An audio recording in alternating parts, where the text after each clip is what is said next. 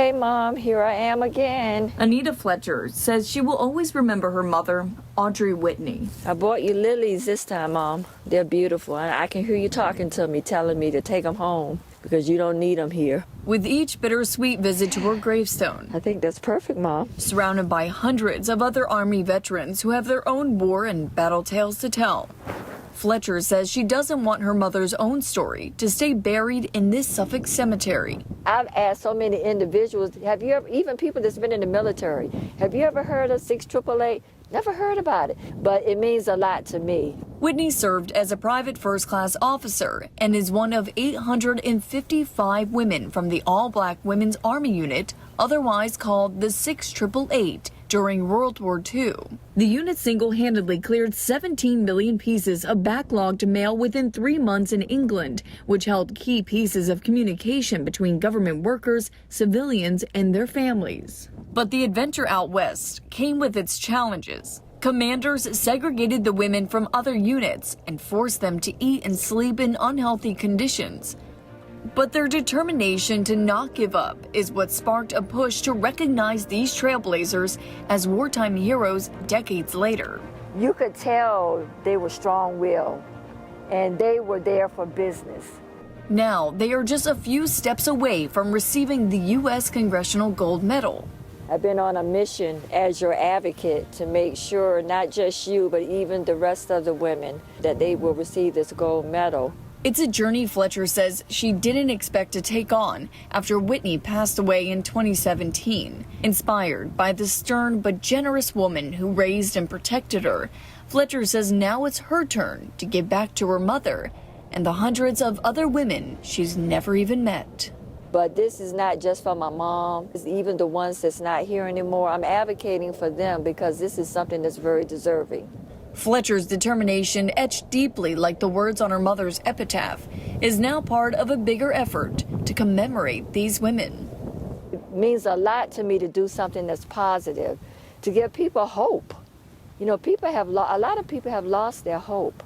It's something to hold on to because legacy is so important. Even when the women receive the medal and the nation marks them as World War II pioneers, Fletcher says she'll always remember her mom as so much more. But I love you, Mom, and I'm glad that you were my mother. In Suffolk, I'm Ann Sparacco. Thank you so much. For 13 News Now. Hundreds of women in the historic World War II All-Black Women's Army Corps unit are now much closer to receiving the U.S. Congressional Gold Medal. With only about 6 women still believed to be alive, it's now a race to the finish line for the nation to recognize their historical impact in person. Ann Sparacco sat down with the daughter of one of the service members who has fought for this moment for years. I feel pretty good. Becoming a part of something bigger than yourself can often come with a test of patience. I'm hoping that things will go by a little bit faster. Anita Fletcher from Portsmouth took on the role of her mother's advocate for the last few years. Shortly before her mother, Audrey Whitney, passed away in 2017, Fletcher learned her mom served as a first-class officer in an all-black Women's Army Corps unit during World War II. I wasn't just advocating for my mother, but also for the ones, especially the ones that are still alive. Whitney served with hundreds of other women in the 6888th Central Postal Directory Battalion, more commonly known as the 6888. The unit single-handedly created better communication between troops, government leaders, and their families. Now, President Joe Biden signed a bill into law recognizing these strong women decades later with the U.S. Congressional Gold Medal. It was awesome to know that it was done, because that was the last piece to that puzzle. After waiting all these years for this moment, these women are now racing against time, with only about 6 still believed to be alive. We have a lot of older members that 100 plus. We do want to be able to give those medals before they transition. But she says this test of patience will be worth it to keep her connected to her mother's history. You know, you can see old ladies like me sitting on the front porch drinking lemonade and going back into history. Having that conversation, I mean, it's so awesome. In Portsmouth, Ann Sparacco for 13 News Now. True story now about a historic World War II all-black women's Army Corps unit is hitting the big screen soon. We first told you about the 6888 Central Postal Directory Battalion and its connection to Hampton Roads last year. Now actor and director Tyler Perry is making a movie based on the group. And Sparacco sat down with the daughter of one of the women who says she can't wait to see Hollywood recognize history. It's all new at 6.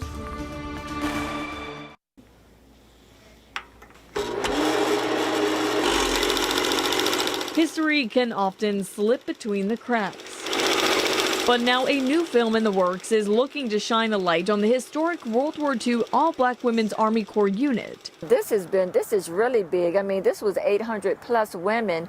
Anita Fletcher in Portsmouth takes pride in her mother's service in the 6888th Central Postal Directory Battalion, otherwise known as the 6888. Audrey Whitney served as a first-class officer along with hundreds of other women who sorted through millions of pieces of backlogged mail to clear a vital line of communication during the war. I'm so grateful that my mom was still alive when I actually grasped a little bit more of it, or what was going on. And she was talking about it, and more so as she got older. But I had no idea it was going to go this far. After dozens of stories across the nation about this unit of World War II pioneers, actor and director Tyler Perry is shining a light on the women's historical impacts and projecting it on a bigger screen. And when I saw the picture of Kerry Washington with her uniform on, it looked just like where they were. You know, like everything else, you know, especially with African Americans, it's put on the shelf. You know, you don't really expect for anything to come out, but this is a new day. Fletcher says it's part of a wave of recognition for her mother's hard work, keeping it in the spotlight for years to come. I can tell you right now what she would say. It's about time. In Portsmouth. That's exactly what she would say. It's about time. I'm Ann Sparacco for 13 News Now.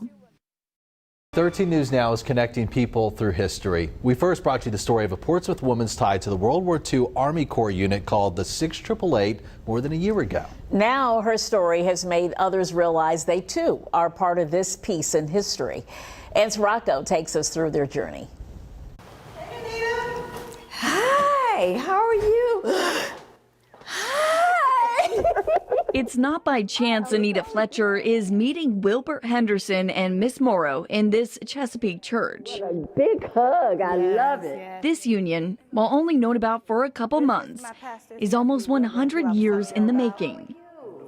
This is such an awesome occasion. I mean, this is strengthening your legacy. I, was listening to her talk about her mom and the story about the male battalion and what have you.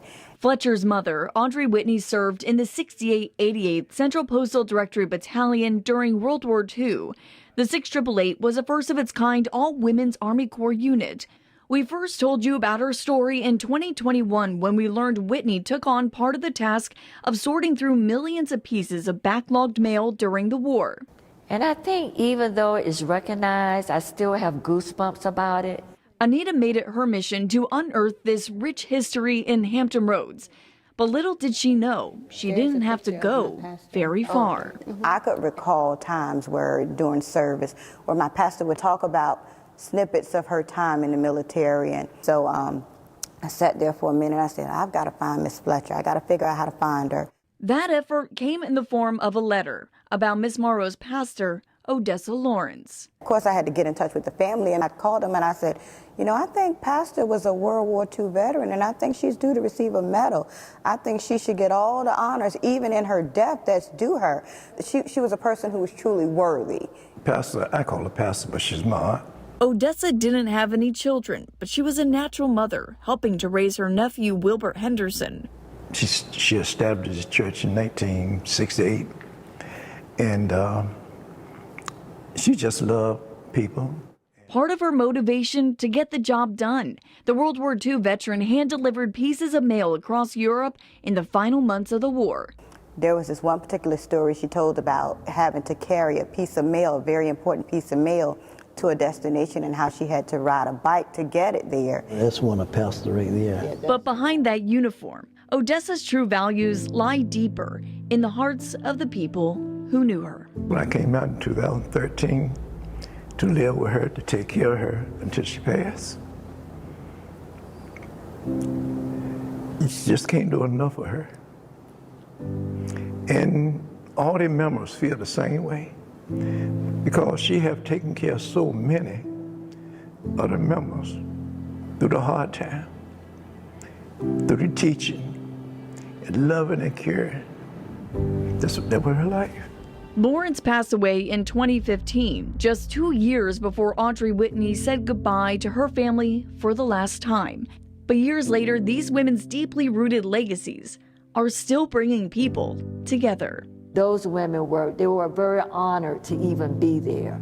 And they did what they had to do to get the job done, and they got it done. And now this historical connection has a new story to tell. And I'm not alone. I'm not alone. In Chesapeake, That's right. I'm Ann Sparacco for 13 News Now. President Joe Biden signed a bill into law so the 6 888 women like Whitney and Lawrence will receive the U.S. Congressional Gold Medal posthumously. And there are still a small number of women who served in this unit still alive today. Advocates are still searching for dozens of the members' families to connect them to this honor. 13 News Now is digging deeper into a rich World War II history right here in Hampton Roads. You may have seen the stories we've done on a Portsmouth woman's connection to the first of its kind all-women's Army Corps unit comprised of a majority of black women called the 6 888. Well, because of our report, another family learned they too are part of this piece in time. And we decided to tell that story too in my new report, Connected Through History. Here's an extended look at my interview with Anita Fletcher from Portsmouth and the people she is now calling her friends. My mom was very proud of the fact, especially I saw more of it when she got older. You know, once she was retired, you know, she talked more about it. I always saw her picture in the house, but, you know, never asked any questions. And all of this came back later. And I guess the timing wasn't right because my kids were younger. I was running behind kids, you know. So, but once at this particular time, I was older, my kids were grown, I had time to dig around. Even though I was still working at the time, I still did a lot of my research. And it was just, that was her story. I had actually, during the holidays, I was on vacation, and I happened to see Miss Fletcher's story about her mom in 6 888. And it wasn't the first time I had seen it. I had also, I recall seeing it a few years ago. And when I initially saw it, I thought, maybe I should check into that. And with life, you know, you get caught up with everything going on with life, raising your children and everyday, day-to-day work.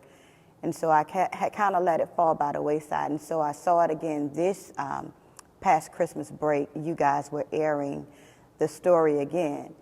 And I, you know, was listening to her talk about her mom and the story about the male battalion and what have you. And I, you know, kept saying, you know, I need to look into that because I could recall times where during service where my pastor would have comments or it would be during testimony service. She would talk about snippets of her time in the military. And there was this one particular story she told about having to carry a piece of mail, a very important piece of mail, to a destination and how she had to ride a bike to get it there and how she fell off the bike. And when she fell off the bike, she thought, man, if this letter is this serious, maybe I need to open it and look at it. But she didn't. She, you know, got back up and got the letter to where it needed to be in time. And stories like that, hearing her talk about things like that and hearing her talk about how one of the young ladies in her unit had gotten in trouble and she had to go out and shovel snow. And so her being the person that she was, she loved to help people, loved it. She was a people person. She loved people. She was just genuinely concerned about people. And so she went out in an attempt to try to help this person, having compassion, and she'd gotten herself in trouble because only that individual was the one to be shoveling the snow. So she'd gotten in trouble trying to help. So I also remember her talking about standing out on the dock of a ship in France, looking up at the sky and looking out at the water. And she would always encourage the youth, you know, do something good with your life, do something constructive. And she encouraged them, she said, if you can, do at least 5 years in the military. So Ms. Fletcher's story led me to start digging. I wanted to see if, you know, in fact, my pastor was a part of this unit. And so I sat there for a minute. I said, I've got to find Miss Fletcher. I got to figure out how to find her. And then of course, I had to get in touch with the family and make sure that it was okay, get permission. And I called them and I said, I think Pastor was a World War II veteran, and I think she's due to receive a medal. I think she should get all the honors, even in her death, that's due her, because she was she was a person who was truly worthy. It's not enough that I could say about Pastor Lawrence. Whatever you needed her to be, she was that. She was a mother, a friend, a leader, a teacher. And, she would always say, follow me as I follow Christ. And those are words that, resonate with you, because her life truly lined up, even in military, before she became a pastor, wanting to help others, wanting to do good, wanting to be there for others. I told him who my pastor was, and he said he needed to verify some things, and he did. And so he was very gracious and kind about the whole situation. And he actually got her honorary ribbons and sent it to the family so that they could open it. And then shortly after that, I got a call one evening. I was getting home from Miss Anita, and it was just like, ta-da, everything opened up, and God has a way of doing things when he knows that you're trying to do what's right and you're trying to celebrate someone who is worthy of, the celebration and worthy of the notoriety. And Miss Anita and I, we just began to talk, and I told her while I was there, she had explained to me about how she ended up with the letter, and that she was no longer in that residence or whatever. And it was just, talking to Miss Anita was like talking to one of my aunties, and then to come to find out that she had actually gone to a school where my aunt was one of the kindergarten teachers. And it was like, wow, it's a small world, and our families grew up right in the same community. And so I began to tell her the story about my pastor, about how I came to know my pastor. My pastor has been in my family for generations. My mom, they moved here from North Carolina when my mom was 4 years old. And my mom's parents, they were neighbors to my pastor. And she would take them to church with her. And this was before she had established her own church. And she would, the kids in the neighborhood, she would take care of them, look after them. Any of them wanted to go to church, she would gather up the kids in the neighborhood and bring them to church with her, teach them about the Lord. And she taught you how to, the right way of living, how to be kind, how to be forgiving, how to love one another. And her life was truly an example of that, disciplined and, doing things the right way. And so my mom and them, they had moved back to North Carolina when some of my mom's other siblings were born. And then they came back to Virginia. And my pastor, when she got word that they were back in Virginia, she actually went and looked for them. She went and found them. So that's how long she's been in my life. My mom, that's one generation. Me, that's another generation. My children, that's a third generation. My grandchildren, that's a fourth generation. So she's been in my life for 4 generations, she and her family. Well, like she said, that pastor, I call her pastor, but she's my aunt. And she was all about helping people. Mm-hmm. And she established the church in 1968. And she just loved people. And so many families she had helped. And she walked out on faith, establishing the church, because she didn't have no money. And as the Lord moved her, that's what she did. And now you see, this facility here is all because she listened to the voice of God. How to move, what to do, what not to do. And she touched so many people's lives, young and old, and it's all about helping. And like I said, that there's many families that came through at the time that she would tell my uncle, she called him, brother, go see about this person, go see about that person. And many times they needed food, clothing, and that's what they provided. And I can honestly say, I probably wouldn't be the person that I am today had I never come in contact with her, because she was just so instrumental in my family and a lot of the families here at Divine. She was so instrumental in the family. And so to be able to do this and get the family the honors that their aunt, that she deserves, it just meant everything to me to have her celebrated. especially even in, you know, that she's not here, she's no longer with us. It still meant everything to me to have this done for her. I knew she was in service at one time, but I didn't know all that because she, I think, lived back in 42, 43, and I was living in matter of fact, I was in Carolina at that time, but then I moved to Maryland, and I was kind of like their child. They kind of like adopted me. Out of all of my cousins, I was just like their son. And it was just more than just nephew and aunt. It was just like I was their child. And she took care of me, and I loved her.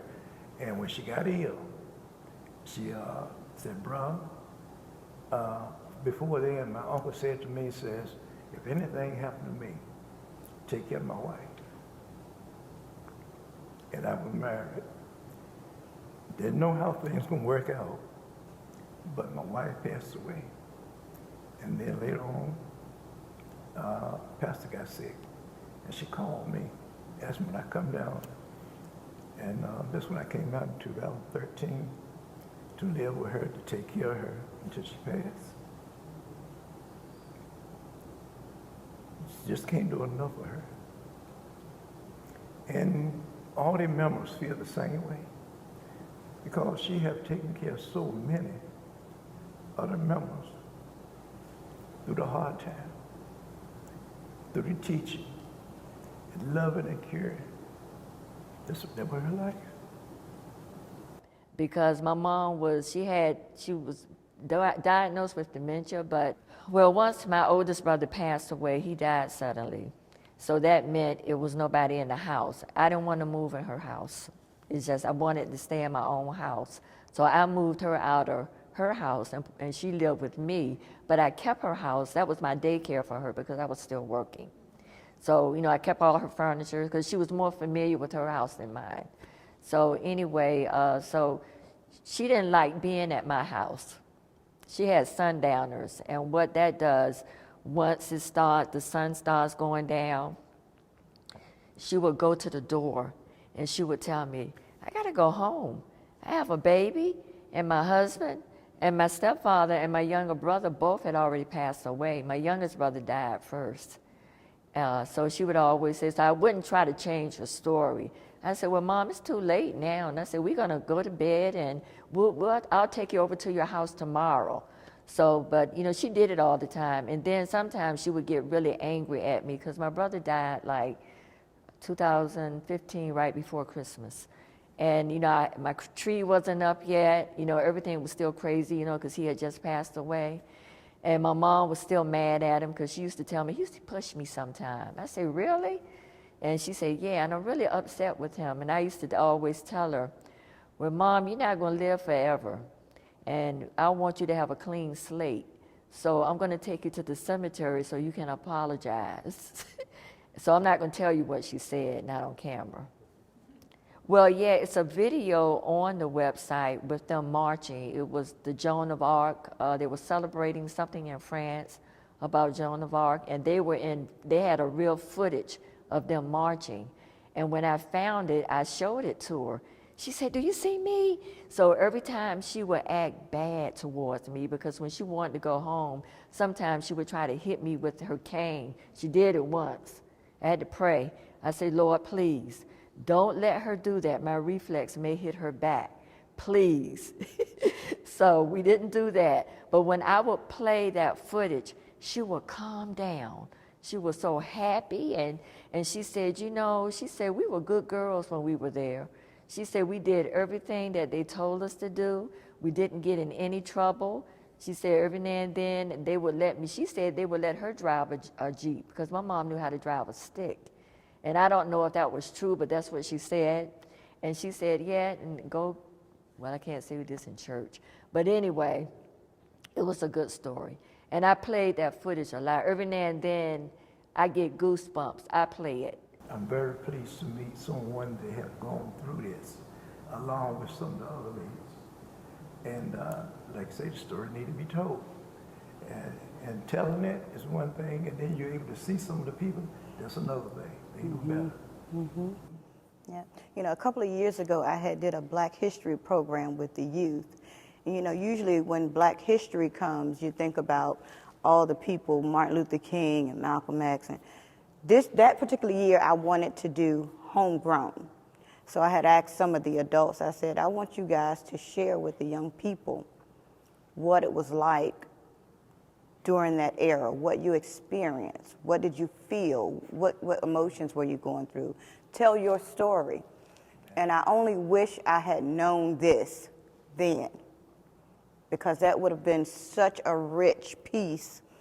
That was the missing piece of the program. Had I known this, we could have incorporated, and you know, you guys had a hero, a gem sitting right amongst you, you know. Just would have been beautiful to share this, but everything has its time and place, and I'm grateful for the now.